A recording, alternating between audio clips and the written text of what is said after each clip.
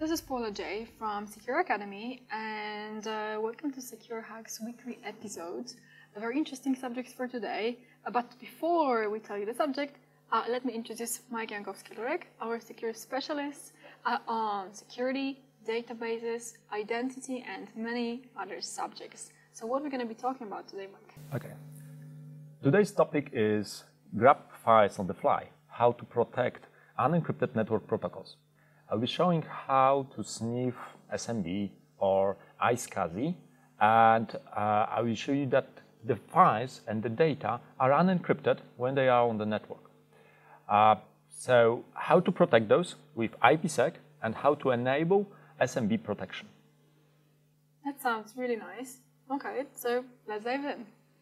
So, first of all, I will prepare my environment to have some files and have some network shares. I'll be using one of the servers, which is actually SQL, and on the server, on the desktop, I will prepare a new folder, which will be actually a network share for SMB. So, let's create it as Hacks Weekly. Inside of this folder, I will create a new file. The file is very secret, and let's type CQURE a couple of times here just to have content that I can recognize that it's the file that I want to get. So now let's make a sharing, advanced sharing, and of course create a file with permission, allow full control for everyone. I want to use only NTFS permission to protect this file. So now let's switch to the second computer, and let's verify that I can actually get to that machine. So let's ping SQL01. This is my server on which I will be using SQL01 HW the share. So we can open the file. This is a secret file. Yes, I have access to this file. Great. So now what I want to show you is that I perform the man-in-the-middle attack using the app spoofing. And just to show you that it's what is happening here, I will run as administrator the ARP table -a. It's quite long, so let's delete it. And again, ARP A. I should see in a moment after using ping on 10.1.1.11, this is SQL01, that there is access to, and actually there is information about physical address of this one. To perform the app spoofing, I will be using the same technique as previously in one of the Hacks Weekly episodes. I will use app spoof from Kali Linux. It's actually the same Kali Linux as previously, the same network, so the command is quite simple. App spoof -e is Ethernet as an interface, -t is a target, and what is the spoofed IP address. And for this one, I'm using the server to be spoofed and the IP address of the client. And on another tab, I'm using the reverse order of those IP addresses, so I'm spoofing the connection in two different directions.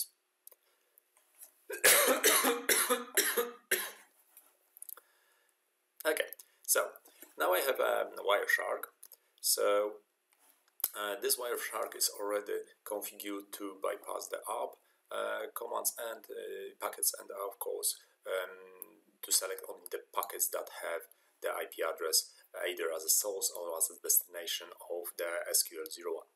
When I start this one, continue without saving, yes, of course, from previous attempt. When I start this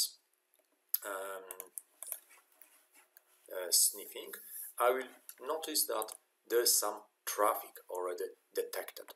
And what can be detected in this traffic? Let's see what is it actually. I already see some SMB2. It's some it's protocol to actually exchange files, and let's see why I have it like here. So on the admin PC, you remember that I had the MAC address, physical address for 10.1.1.11 as this one. So let's see what has changed. And right now you see instead of this MAC address, this is the new MAC address in the cache. Because actually my Kali Linux is sending all the time the ARP messages that he has this IP address. So this is why I can see this traffic. Whenever I go to the file and let's try to copy just this file on the desktop, so I will minimize the window here and let's see what will happen. Okay, I think too much. Cancel, close from previous configurations. Okay, so now let's copy the file. I'm copying the file. Of course, it was successful. Now let's go back to Kali Linux to see what is happening there. Let's stop the trace and let's go somewhere below. So you can see here some of the SMB information, SMB packers, and what is happening here.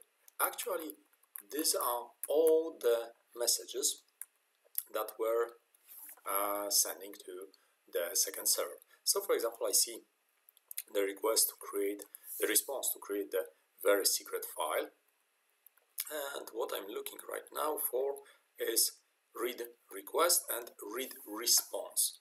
In the read response I see the content, actually the content of the file.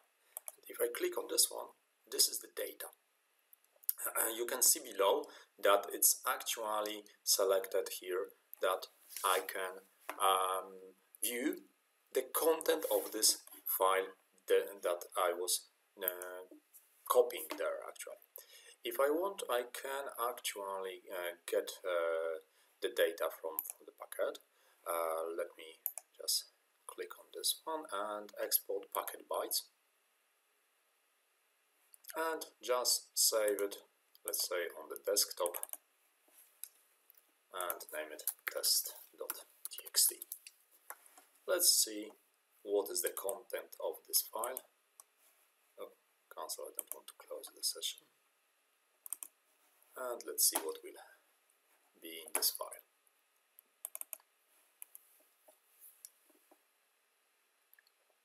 This is leaf path, and as you can see, it's exactly the same file that I was creating and copying. So basically, the SMB protocol is not encrypted. So whenever I'm going to copy these files, or any files actually, I will not be able to protect those files. Of course, this can be enabled, and when I want to do this with the newest version of Windows, and actually with SMB3, I can enable the encryption. But you must know that the clients that will not support SMB version 3 will not be able to access the shares. So if you have still some Windows 7 which doesn't support the SMB3, then you will not be able to enable the encryption on the share, or you will not be able to actually access this share with Windows 7. So let's see what will happen if I just encrypt the file. Okay, let's see it. I will just click here properties on this file. This is on SQL01, so on the source computer. In the sorry, not in the security, of course, in the advanced, I want to encrypt the content of the to secure the data. Okay, apply, encrypt the file only. Let's see what will happen. You might see here this is the padlock, so the file is encrypted. Of course, I can open the file. Let's change it to CQURE to see the change. Let's save this file. And now let's try to do the same thing again. So, I have Wireshark running here. I will add the additional information that I want to see SMB2.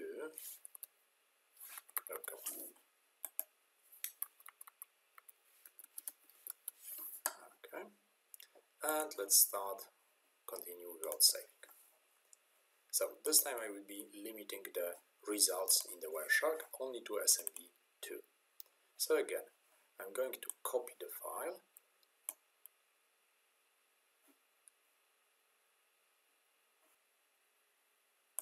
Okay, replace the file. Okay, and the file is copied. It might take a little bit longer because I needed the certificate to copy the file. Again, if I do this right now, it will be much faster because I already have the certificate that was used for encryption device. Remember that it must be decrypted before re-encrypting it on the second server. And as you can see here, the file is no longer encrypted. Because remember one thing, when we are using EFS, it's encrypting the files only on one server, when the data are at rest. So let's see if I can see the response right now when it's already encrypted on the second server. Oh, so this is read response, and as you can see here, again, I can see the content of the file. So it's actually showing you that when the data are on the move, even if they were encrypted on one server, or even if they will be encrypted on the second server in the folder, because I can create a folder and make it encrypted, and the content of the file will be encrypted here. So if I even create a folder encrypted, I want to encrypt the folder. 1 second, just need to modify it. Okay, encrypted, security, of course, advanced. Encrypt the content of the folder. Okay, the folder is encrypted. Advanced encrypted content of the data. So even if I copy the file right now directly from one source to another one, which are encrypted, let's go there. The file is encrypted on local.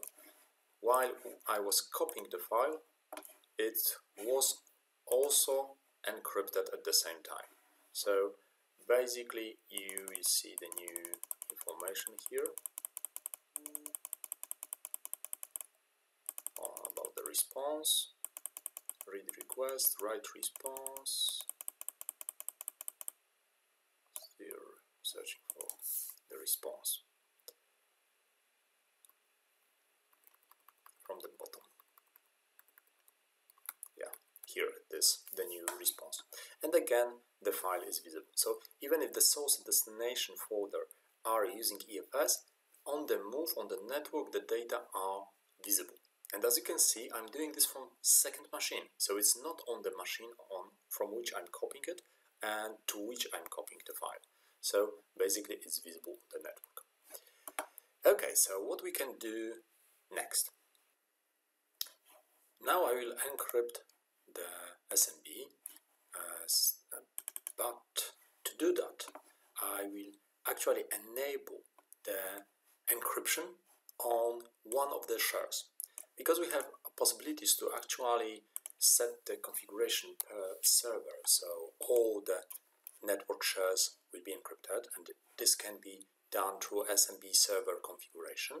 And to verify that we are doing this, just search for encrypt data. And in my case, it's not encrypting all the SMB shares. So I want to encrypt only single one. This is the share name. Yes, I want to modify this one. And to be sure that I'm using the new session, which is using the encryption, I will close all SMB sessions which I currently are having here. So let's go back to the folder, or maybe I will even change the content of the file to see the difference there. That is CQURE. So let's modify it to number 3. Oh, not 4.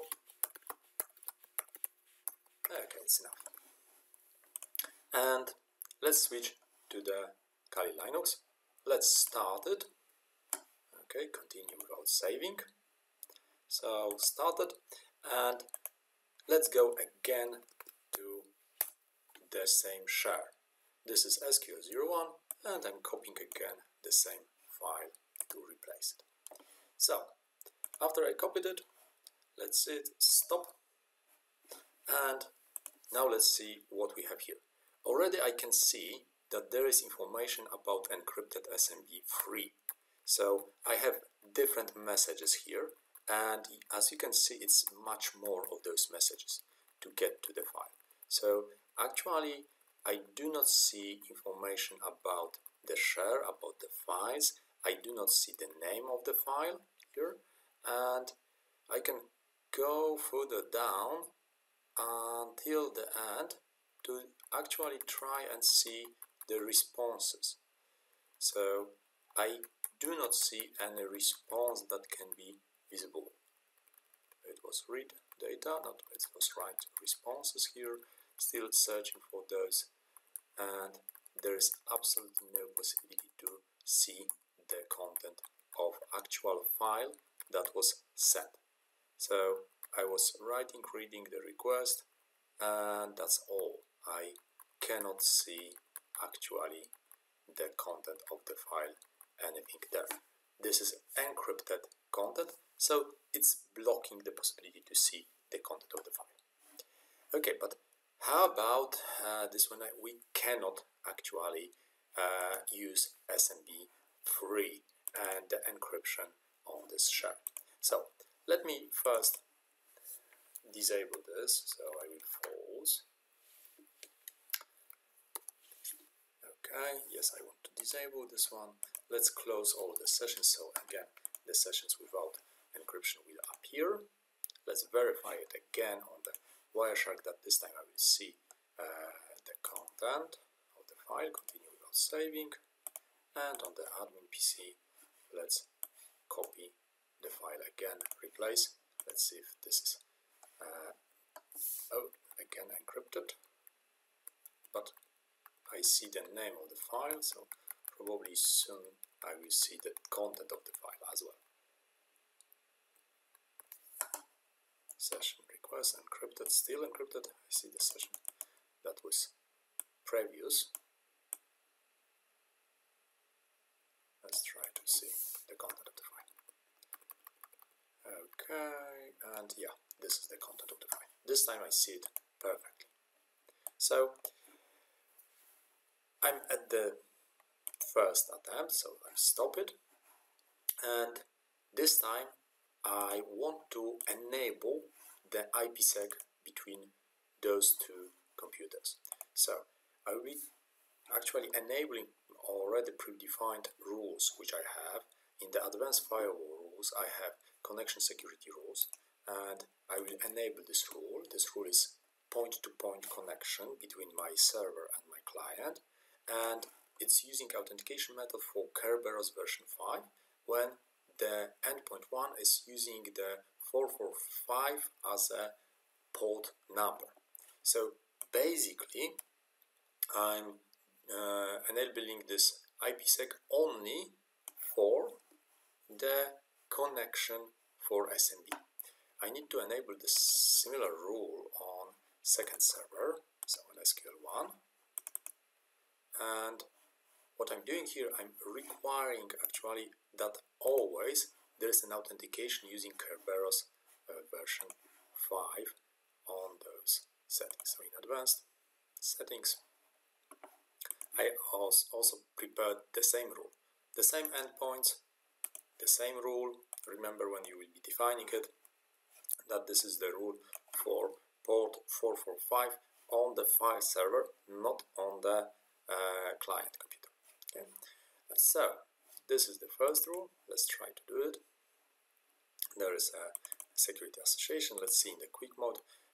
Currently I can see here that there is already an association between those two, but without encryption. So I can ensure that I'm communicating with the correct server, and I cannot actually modify the content of the file on the fly, but I'm not using encryption yet. To do this, I need to set up the rule for protecting the SMB. Right now this rule is disabled here, but it's quite simple solution. When I'm protecting in general, okay, allow connection if it's secure, so this is very important. In the customize, I already set it that it's requiring the connection to be encrypted, and I can dynamically negotiate the encryption for this. And what is the scope? This is quite important, because if you forget about this one, you can end up with no possibility to actually access network shares to this server. So I'm only choosing that from this client the connection must be encrypted. And program and actually ports, it's some ports. It's 445 as local port for incoming traffic. So, okay, I enable this. Enable this rule. Let's go to the second server, admin. And on this one, this is outgoing rule. And it's very similar to the previous one. So, properties. It's using program and so, of course, port on remote host as a 445. And in the scope, I'm choosing that this is only for this computer. So if it's, for example, domain controller, I'm not enforcing it must be encrypted. And the same settings here, required connection to be encrypted. Okay. Apply. Okay. And enable this rule as well. Let's try to close the session. And let's open it again. Let's see what will happen. Okay, let's go back to the quick mode. And now I have second session here. And as you can see, right now I'm using as well an encryption. So let's reset the Wireshark. Let's start it. Continue without saving. And now I will try to copy the file again. So I can minimize this one, copy the file again, replace the file at destination. And as you can see in Wireshark, I absolutely do not see any SMB protocol. So if I stop it, and now I will remove the filter for SMB. Oh, unfortunately my Wireshark just crashed. Sometimes it happens. So let's restart it again. It should be quite fast to do it. Yes, privileges, Ethernet, and IP address.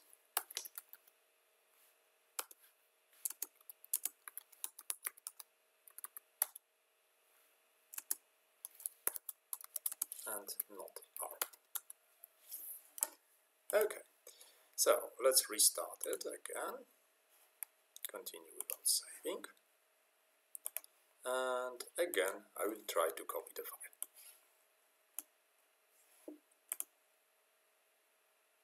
Okay, copied. As you can see here, if I stop it,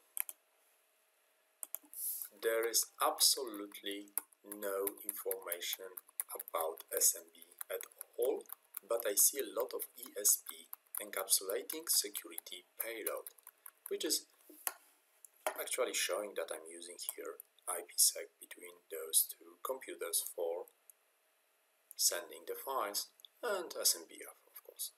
There's only redirect with ECMP, but it's not from this host. So we have a couple of options for that one, for protecting our files.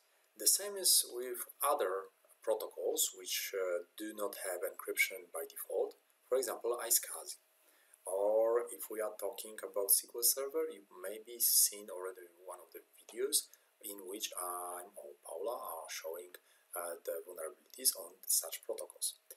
Of course, newer version of those protocols already have the encryption in those, but usually what we see is that there is no encryption on SMB, and this is because of the backward compatibility. But it's even worse that no one thinks about that the files are really not encrypted when they are on the network. And we can see the content of